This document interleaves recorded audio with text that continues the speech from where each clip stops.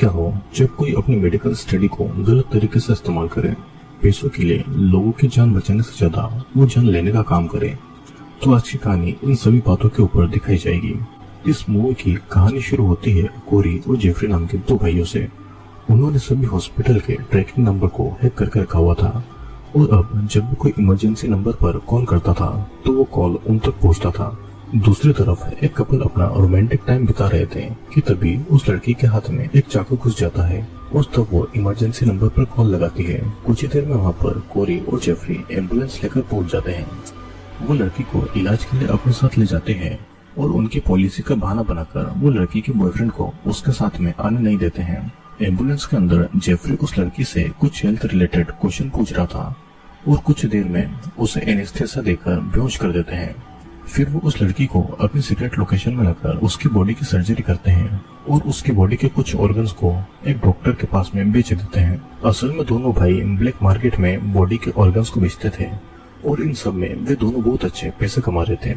Jeffrey फिर उस लड़की के सोशल मीडिया अकाउंट में ये मैसेज डाल देता है कि वो सब कुछ छोड़कर बहुत दूर जा रही है और जेफरी यहाँ पर मासूम और छोटे बच्चे जैसा था जिसे अपना भाई कोरी अपने हिसाब से कंट्रोल करता था। अब अगले दिन सिंडी नाम की एक लड़की अपने दोस्तों के साथ में जंगल में घूम रही थी।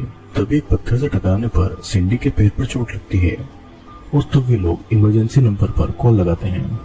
कुछ समय के बाद में वहाँ पर कोरी और जेफरी आते हैं और सिंडी के फ्रेंड को वहीं पर छोड़कर सिंडी को अकेले ही एम्बुलेंस में ले जाते हैं। एम्बुलेंस में कुछ हेल्थ रिलेटेड क्वेश्चन पूछकर जेफरी उसे फिर से एनेस्थीसिया देकर बेहोश कर देता है। लेकिन लोकेशन में लाने के बाद में कोरी सिंडी को देखकर उसकी सर्जरी नहीं कर पाता है। जेफरी उसे कुछ समय के बाद में उसकी सर्जरी करने के लिए सलाह देता है और कोरी भी इस बात को मान जाता है। कुछ समय के बाद में सिंडी होश में आती है तो खुद को निकट पाती है। वहाँ पर वो सीसीटीवी कैमरे को भी नोटिस करती है और मदद के लिए चिल्लाती भी है, लेकिन उसे इसका कोई भी फायदा नहीं होता है। वहीं पर पड़े कुछ कपड़ों को वो पहन लेती है और कुछ समय के बाद में कोरी वहाँ पर खाना लेकर आता है, लेकिन सिंडी उस खाने को फेंक देती है।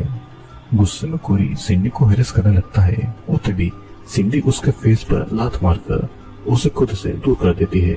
कोरी उसे धमकी देकर वहाँ से चला जाता है और कुछ समय के बाद में जेफरी वहाँ पर आकर सिंडी के घाव को साफ करने लगता है। उसी समय सिंडी की आंखें खुलती है और वो जेफरी को धक्का मारकर खुद से दूर कर देती है। जेफरी उसे समझाता है कि वो बस उसके घाव को साफ कर रहा है, लेकिन वो उस पर गुस्सा करके उसे वहाँ से भगा देती है। उसके जाने के बाद में सिंडी जमीन पर पड़ा हुआ खाना खाने लगती है और सीसीटीवी कैमरे में सिंडी की ये हालत देखकर कोरी बहुत खुश हो रहा था।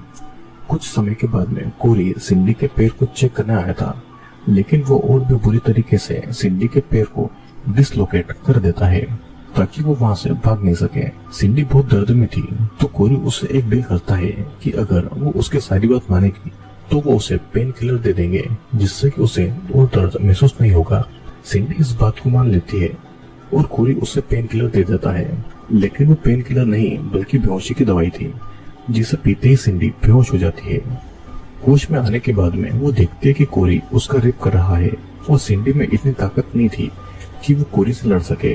वो हार मान लेती है और उनके हर बात को मानने की राजी हो जाती है ताकि वो उसे नहीं मारे। रात को जेफरी एक फोटो को देख रहा था और फोटो में मौजूद लड़की सिंडी की तरह दिख रही थी। कोरी जेफरी के पास आकर उसे कंफर्ट करता है और फिर कोरी सिंडी के लिए खाना लाता है और दोनों के बीच में ह्यूमन ऑर्गन के बिजनेस को लेकर बातें हो रही थी।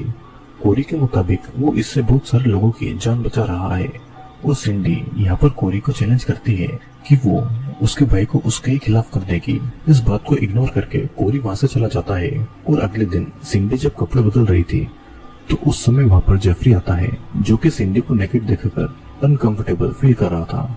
सिंडी उसके पास आकर उसे सेड्यूस करने लगती है, लेकिन जेफरी वहाँ से भाग जाता है और ये सारी बातें कोरी सीसीटीवी कैमरा में देख रहा था, लेकिन जेफरी की लॉयल्टी चेक करने के लिए वो उसे कुछ नहीं कहता है।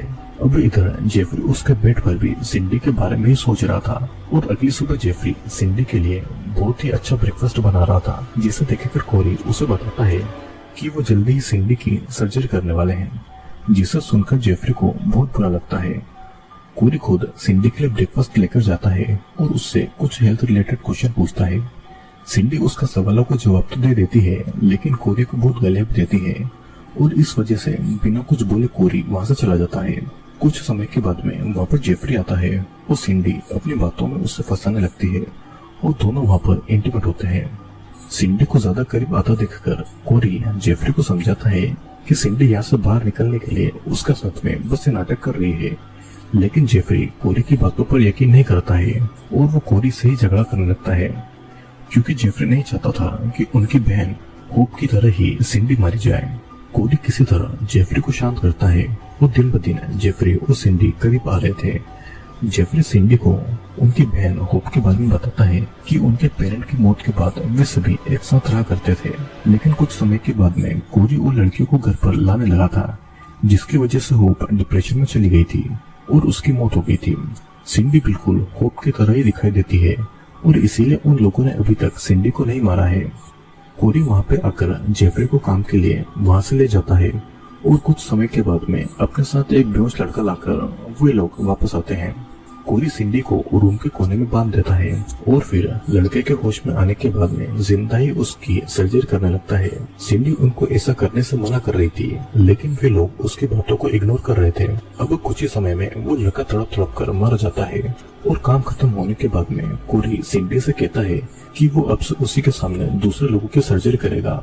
कुछ देर के बाद जेफरी सिंडी के लिए खाना लाता है और यहाँ पर सिंडी जेफरी को मना लेती है अपने भाई को छोड़कर उसके साथ में भागने के लिए। सिंडी के प्यार में जेफरी उसकी सारी बातें मान रहा था। कोरी को सीसीटीवी कैमरे में देखकर बहुत ज्यादा गुस्सा आता है और वो एक आइडिया निकालता है और जेफरी को सामान लाने के लिए मार्केट में भेज देता है।